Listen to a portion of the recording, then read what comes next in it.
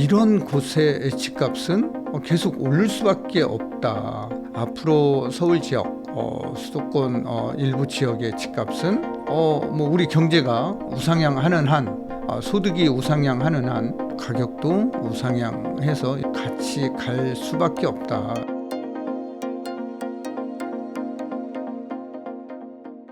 지금 서울 부동산 거래량이 많아졌다라고 하셨는데 가격도 많이 올랐잖아요. 지금 부동산 가격 상승이 계속 이어질 거다. 아니다. 지금 굉장히 과열되어 있어서 위험하다. 어떻게 보세요? 그러니까 부동산 가격이 지금 비싸다 싸다 이게 아니라 우리 실물자산 가격으로 부동산도 놓고 봐야 돼요. 그러니까 IMF 때 우리나라 이제 돈이 시중에 많이 나오면은 실물자산 가격을 밀어 올리잖아요. IMF 때 1998년도에 우리 1인당 GNI가 8,000불, 8,100불 정도 됐었어요. M2 통화량 기준으로 보면은 당시에 640조 원이었습니다. 그런데 지금의 M2 통화량은 지난 5월달 기준으로 4,000조가 넘었어요. 6배 이상이 증가한 거죠. 또 우리 GNI 1인당 국민소득은 36,000불이었잖아요. 지난해. 그러면은 소득이 늘고 통화량이 늘면은 부동산 가격은 안 오를까요? 네, 짜장면 값이 떨어진 적이 있었나요? 물론 가격이 쭉 우상향하는 것만은 아니에요. 신고가가 창조됐다가 그 창조된 신고가가 파괴되고 창조되고 파괴되고 이런 과정을 통해서 부동산 가격은 우리나라 경제 성장률 범위 내에서 물가가 오르고 물가 상승률 범위 내에서 부동산 가격도 연착륙하면서 갈 수밖에 없다. 이렇게 봐야 되는 것이죠.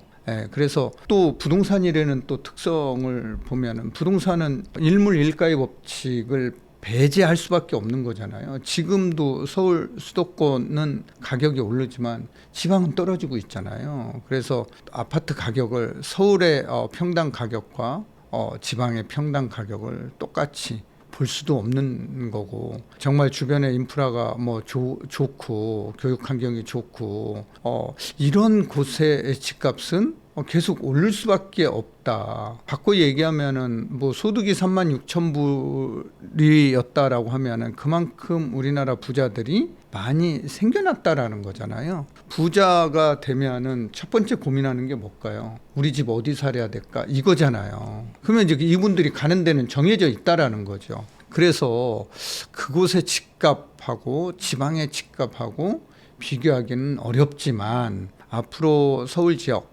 수도권 일부 지역의 집값은 우리 경제가 우상향하는 한, 소득이 우상향하는 한 가격도 우상향해서 연착륙하면서 같이 갈 수밖에 없다. 이렇게 봐야 되고, 지난 40년간 50년간 쭉 시장을 보면 그렇게 해왔잖아요. 네, 앞으로도 그렇게 간다. 이렇게 봐야 될 것 같아요.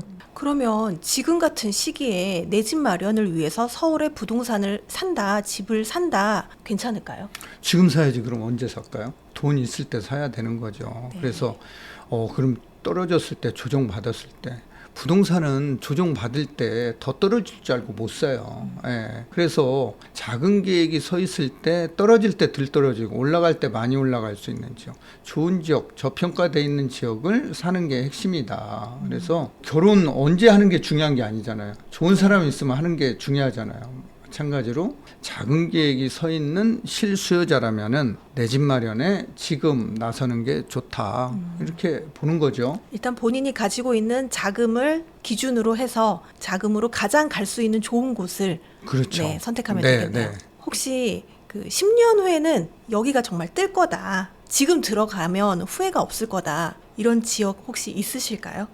강남 3구죠. 강남 3구는 여전히 좋은 지역이고요. 특히 강남 2구, 서초, 강남은 되게 좋은 지역이고, 우리가 서울시가 25개 구가 있는데 한강변을 접하고 있는 데가 11군데입니다.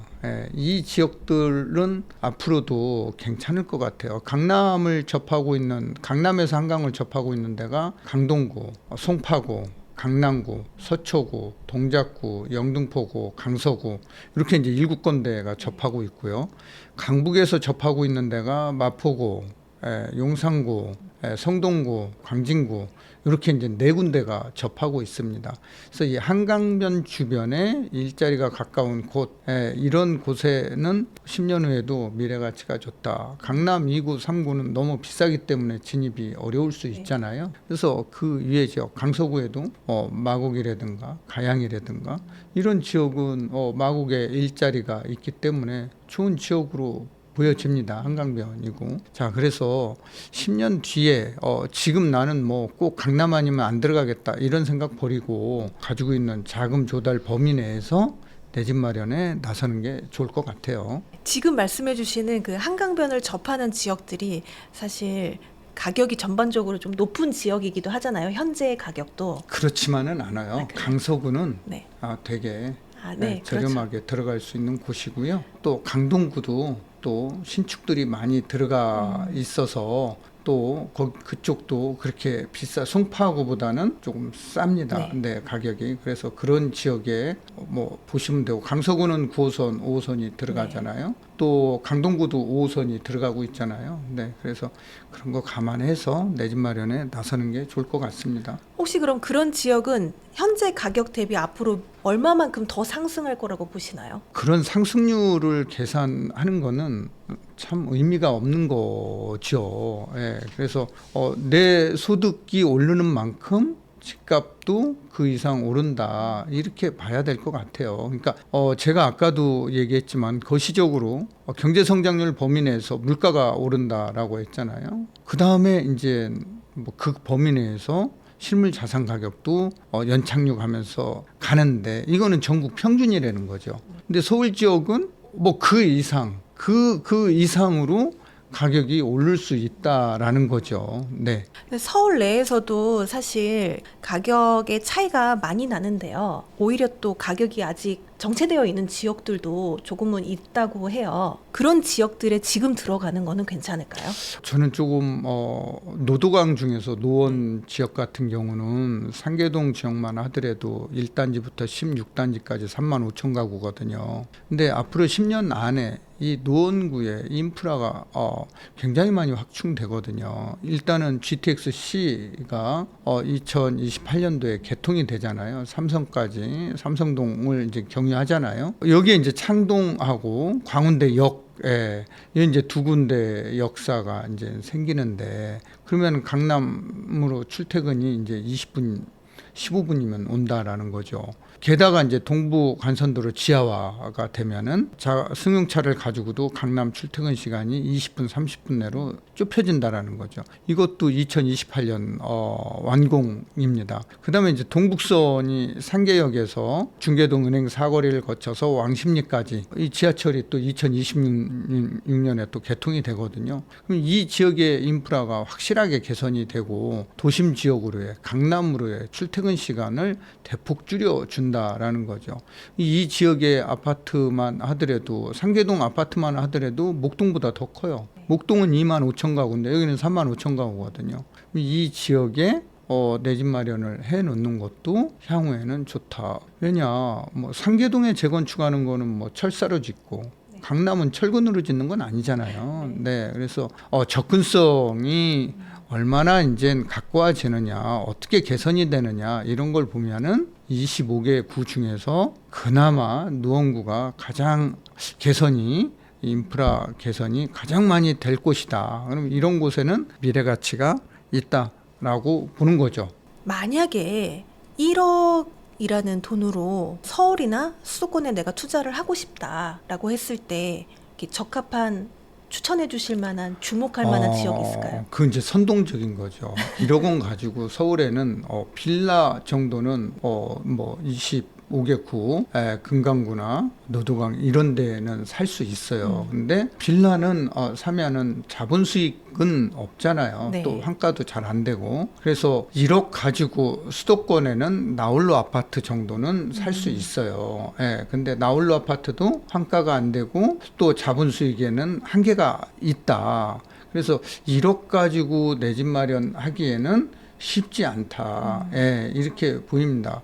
뭐 경기도라고 하더라도 서울하고 굉장히 먼 지역들이 많잖아요. 네. 서울 집값하고 상관없는 지역, 뭐 연천이라든가 그 위에 지역들이 몇 개 시군이 있는데 이런 지역에 뭐 내 집 마련한다? 그거는 큰 의미 없다 이렇게 보는 거죠. 과거에는 사실 뭐 서울, 수도권, 지방 이렇게 상승이나 거래가 다 이어져서 이 부동산 상승장이 이어졌는데 이번에는 어떤 모습을 보일까요? 지금은 서울 중심으로 가격이 지금 오르고 있고요. 수도권, 경기 인천 지역도 일부 지역만, 경기도 송도라든가 청라라든가 검단, 신도시 위주로 가격이 오르고 구도심은 아직 밋밋한 상태고요. 또 경기도에서도 아까 얘기한 지역들, 외곽 지역들은 아직 안 오르고 있고 서울하고의 이제 교통 환경이 개선되는 지역, 일자리가 있는 지역 중심으로 이제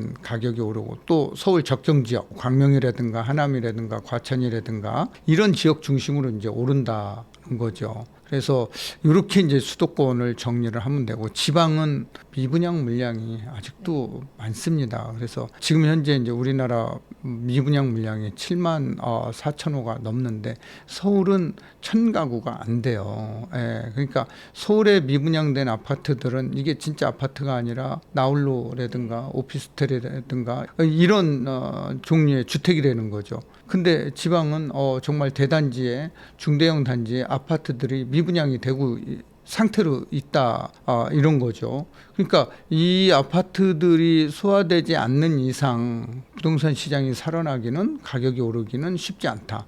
그러니까 금리하고도 상관없잖아요. 공급이 가격을 붙잡고 있는 거죠. 이 지역은. 그래서 금리하고 지금 금리가 내려가더라도 그러면은 금리가 내려간다라고 해서 지방 아파트 시장이 살아날까요? 공급이 많은데 그렇지는 않다라는 거죠. 서울하고는 수도권 일부 지역하고는 양상이 틀리게 나타난다. 그래서 앞으로 이러한 현상은 계속 더 양극화 현상은 더 벌어질 거다. 그 이유 중에 하나는 인구가 감소하고 일자리 부족 때문에 그렇다. 그렇게 보셔야 될 것 같아요. 이번 상승에도 지방과 수도권, 서울 수도권의 양극화는 좀 더 심해질 것이다 이렇게 보시는 건데요. 네.